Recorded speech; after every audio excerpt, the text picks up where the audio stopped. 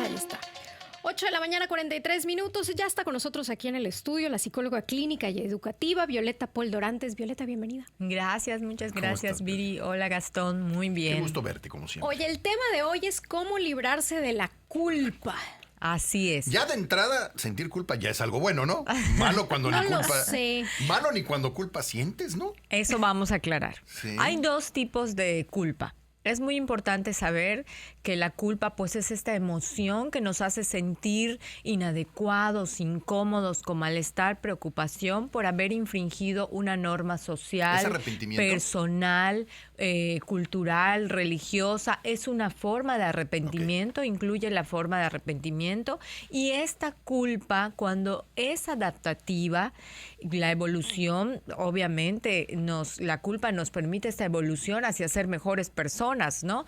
Entonces, esta culpa sana, adaptativa, nos hace reflexionar sobre nuestros errores, nos permite responsabilizarnos, incluso tomar acción, enmendar, pedir disculpas y no cometer de nuevo algo donde nosotros, al valorarlo, consideramos que infringimos alguna norma que lastimó a alguien, dañó algo a alguien, ¿no? Entonces, esta es adaptativa y sana.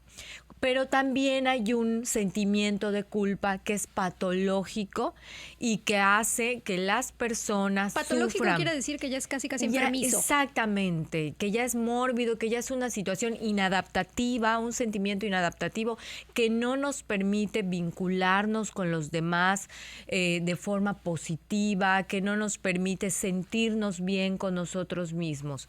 Esta culpa es cuando ya no podemos funcionar incluso adecuadamente y puede derivar en ansiedad, en depresión. Algunos síntomas de este sentimiento de culpa inadaptado es, por ejemplo, tener constantes pensamientos de que no somos suficientes, que somos malas personas. Pero a partir de un hecho, o sea, me culpo por algo en específico. No sé, murió mi papá y nunca le hablé.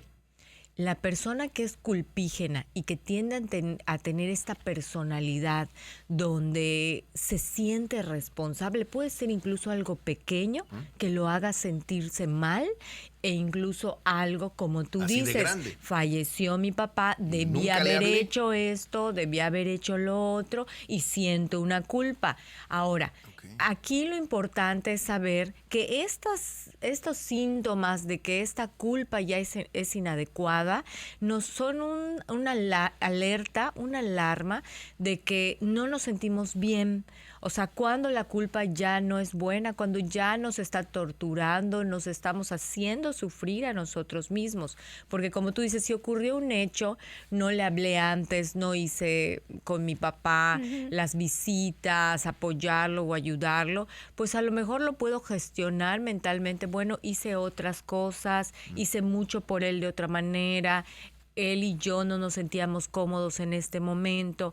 Entonces, bueno, de esa manera tú puedes sentir, tu mente te lleva a esta conclusión de que hiciste lo que pudiste, lo que estuvo en tus manos. Entonces no sería una culpa patógena, porque lo que yo Esa veo ya es... sería podríamos decir, adaptativa, una Claro. conclusión ya más O saludable. sea, tengo la sensación que la culpa puede convertirse en patógena cuando yo siento que no hay reparación del daño. ¿Será? No necesariamente, porque incluso cuando... Es que muchas veces no puedes reparar el daño. Muchas veces no puedes porque la persona ya no está, la persona ya terminó contigo, ya no quiere hablar contigo, tú ya cometiste el error de la infidelidad y la persona ya no quiere volver a verte. Entonces, la culpa se trabaja con uno mismo. Ese sentimiento de culpa se trabaja con uno mismo y es donde hay que estar alerta a nuestros pensamientos.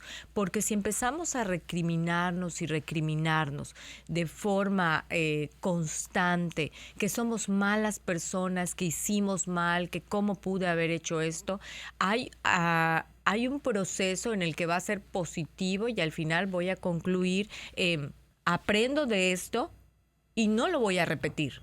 Entonces, hacia ahí me llevó hacia algo positivo, hacia algo saludable. Pero si entonces yo continúo hacia una ansiedad, una depresión, un pensar que no tengo valor, que la verdad no me merezco ser tratado bien por los demás. O sea, tantas cosas que pueden venir a la mente, pensamientos negativos sobre uno mismo, que entonces ya me hablan de un sentimiento de culpa inadaptado. ¿Pero sirve de algo la culpa eterna? O sea, Definitivamente no. El ser culpígeno, ser una persona que al mínimo comentario o reproche, ¿qué hice mal? Por ejemplo, entro a un lugar y alguien no me saludó. ¿Por qué no me saludó? ¿Será que está molesta conmigo? ¿Qué le habré hecho? ¿Será que yo dije algo o hice algo que le molestó? O sea, empezamos con la vuelta. O llegas a ver a tu mamá y está triste. ¿Será que no hice algo? ¿Será que no dije algo? O sea, asumimos que nosotros somos responsables de todo lo que ocurre a nuestro alrededor. Pero no es sentirte más importante de lo que ahí eres. no es saludable. Yo creo... O sea, como que todo gira alrededor de ti y entonces si entras a un cuarto con 50 personas se quedan calladas, alguien me odia. O sea, no es ser, ponerte en el centro. Cuando quieres como que todo tiene que ver contigo, puede ser un poco de egocentrismo como hace el adolescente, ¿no? Paso caminando y si se están riendo No de mí. Pero la culpa tiene más que ver con ese pensamiento recriminatorio en contra de que hice algo mal y sentirme mal. Entonces me siento mal conmigo mismo, empiezo a cuestionarme que hice mal y quiero tratar de componer. Y entonces empiezo a la otra persona a atenderla, a ser servicial, a desvivirme por esa persona, porque qué habré hecho, qué habré dicho, que la incomodó, que la molestó, ¿no? ¿Cuánto tiempo tarda la culpa sana? O sea, la culpa que me lleva a la reflexión y a la mejora como ser humano. Pues definitivamente es difícil como establecer un parámetro de tiempo para todo lo que tiene que ver con el aspecto psicológico. Por eso los psicólogos luego caemos mal, porque decimos depende, ¿no? Pero sí es una realidad que cuando ya llevas dándole vueltas al mismo pensamiento, sintiéndote mal, recriminando una y otra vez, ya pasaron unas semanas y sigues insistiendo en autorrecriminarte, yo creo que sí es importante buscar ayuda, buscar apoyo para establecer las bases de qué es lo que te está causando. Discapacitando incluso, Exactamente, ¿no? Sí. Y recordemos que el sentimiento de culpa negativo está asociado pues con la baja autoestima, con el sentir no soy suficiente, no soy capaz, no merezco ser tratado. Probablemente es debido a una educación donde tuve muchos reproches, donde la educación se basaba más en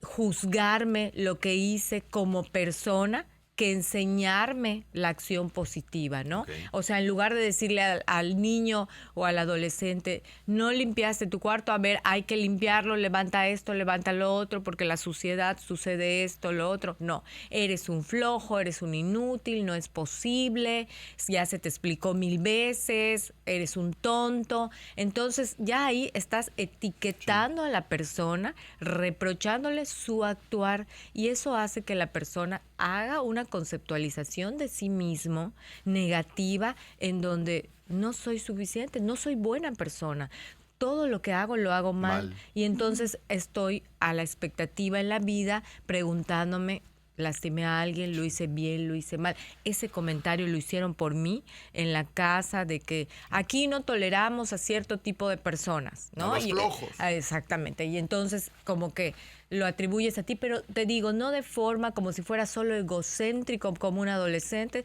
sino de forma que te recriminas y te sientes mal contigo mismo. Del otro lado tenemos el cinismo, ¿no? Que es el no sentir culpa por absolutamente nada. Y qué bueno que lo mencionas. ¿Eso es natural? Que la gente no tenga culpa no es natural. ¿Sano? El otro extremo de cuando no sentimos nada de culpa puede caer en una sociopatía. Okay. Sí, el hecho de que la persona pueda cometer actos sin sentir que transgreden la integridad de otras personas, que las lastiman o dañan algo y no les importa, no sienten nada de culpa, ni consideran que o les da igual si lastimaron a alguien, ya puede caer en una sociopatía. Y es cuando ya se empiezan a vislumbrar conductas agresivas, de inadaptación ante la sociedad. Claro, por ¿Las personas supuesto. sociópatas nacen o se hacen? Bueno, esa es como que una gran polémica. Hay de ambas partes. O sea, tienen esta parte, por supuesto, que aunque no nos guste, hay parte genética y de herencia en muchos de los trastornos mentales. Pues esquizofrenia, sociopatía, psicopatía. O sea, sí, definitivamente quien tiene un familiar que ha presentado este tipo de conductas tiene más probabilidad de presentarlo en algún momento de su vida. Y por supuesto, también el medio ambiente, si nosotros tenemos una predisposición, puede empujarnos a desarrollar algo que estaba ahí latente, ¿no? Como en muchas enfermedades, incluso a nivel físico y biológico, ¿no? Como la diabetes, sí, ¿no? claro. Tienes la predisposición cultural, familiar, y además tienes una mala alimentación y no haces ejercicio, tienes más probabilidad. Lo mismo ocurre con la sociopatía. Si vivimos en un ambiente familiar en la que no se nos educa correctamente sobre qué es lo adecuado e inadecuado en nuestro actuar y se nos permite todo, sí puede colaborar a esta percepción de que soy poseedor de poder lastimar a cualquier persona y no voy a sufrir consecuencias. Incluso familias en donde no se enseña la empatía, no se enseña la compasión por los demás. Eso es muy importante. Yo creo que la gran solución, tanto al sentimiento de culpa que las personas podemos sentir de forma inadaptada, que nos lastima a nosotros mismos, como una sociopatía, que es el otro extremo, donde no nos importa hacer daño a los demás y no hacemos nada por cambiar y reparar cuando lastimamos a alguien. Yo creo que la gran solución es el amor, la educación con amor, con empatía y con compasión. Y cuando se trata del sentimiento de culpa personal, es aprender a amarnos a nosotros mismos, a valorarnos y a saber que somos merecedores de perdón, que podemos equivocarnos y merecemos perdón y que a veces no va a haber la oportunidad de repararlo en esta ocasión, pero en una siguiente sí, ya aprendimos y no lo vamos a repetir. No sé si tengo la percepción adecuada, si no, corrígeme. Siento que en algún punto la culpa sana termina en responsabilidad. Muy es bien decir, dicho, Viri. Sí. Me hago responsable de las consecuencias que lo que hice mal. O sea, le fui infiel al esposo, ¿no? Entonces, y por eso terminó el matrimonio o la relación. Y me tengo que hacer responsable de eso. O sea, porque da igual si me siento culpable o no tan culpable, pero el punto es que la consecuencia ahí está. Y yo lo veo en los adolescentes. De pronto ves adolescentes que están siendo educados con esta reflexión, amor, empatía, preocupación por los sentimientos de los demás. Y entonces cuando transgreden y lastiman a un compañero, a un maestro, te dicen, maestra, yo le quiero pedir disculpas a mi compañero, le quiero pedir disculpas al maestro. Reaccioné, me enojé o hizo algo terrible, o sea, digo, a nivel adolescente, no crean que algo gravísimo. Y entonces, del mismo adolescente de entre 12 y 15 años le nace pedir disculpas, pero te topas de pronto con adolescentes. Pero eso se educa, eso es parte de la educación. Eso se es lo que en te casa. decía, esa empatía, ese reflexionar sobre lo que es bueno y lo que es malo, y que no significa que yo sea mala persona, sino que puedo cambiar mis acciones. Y entonces te topas con adolescentes que te dicen, yo no fui, yo no hice nada, ese que está en la cámara no soy yo. Y entonces estás viendo que obviamente es él.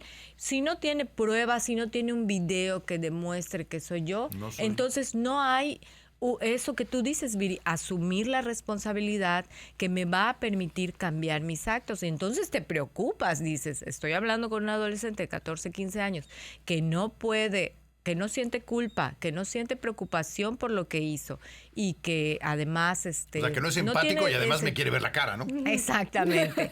Es parte de la adolescencia cometer este tipo de cosas. No todos alguna vez quisimos zafarnos de un problema, pero sí vemos ciertos grados en cómo los jóvenes, y eso sí, Viri, depende de la educación, como dice Gastón. O sea, te das cuenta que sí se forma también. A lo mejor no tal como un trastorno sociopático al grado de cometer fraudes, de cometer asesinatos, pero a lo mejor sí que yo me atrevo a ser infiel, a tener doble cara, a que las normas son flexibles, ¿no? Y entonces me permito hasta donde me conviene a mí, exactamente, no a los demás. exactamente. Oye, Entonces, Violeta, te agradecemos mucho esta plática. Entraron algunas preguntas que van a tener que ir al consultorio de Violeta. Hacerle. ¿Dónde te encontramos? claro que sí, en mi celular 9991-946533 me pueden enviar un mensaje de WhatsApp y con gusto podemos ampliar la información en mis redes sociales, SIC Violeta Poldorantes en Facebook y en Instagram Violeta Poldorantes. Así es como tiene que buscar. Búsquela.